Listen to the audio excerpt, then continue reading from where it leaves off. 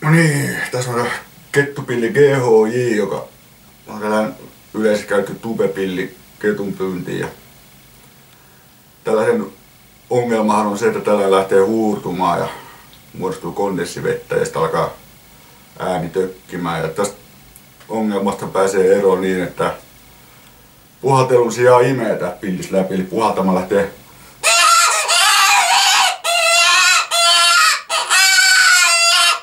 saa tulla täältä, niin imemällä äänihän nyt on suurin piirtein sama.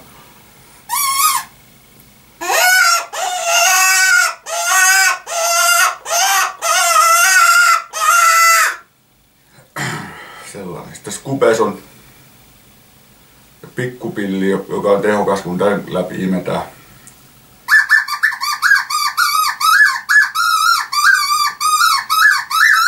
Ja aika hyvä tuollainen ai sattuu vikinä. Sama pikkupilli löytyy aika monesta muustakin tällaista kettupillistä, oli nyt mikä valmistaja tahansa.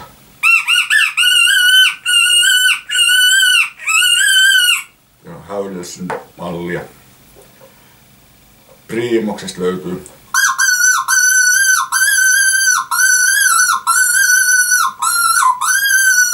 samanlainen ja tehokas ääni. Ainakin sänky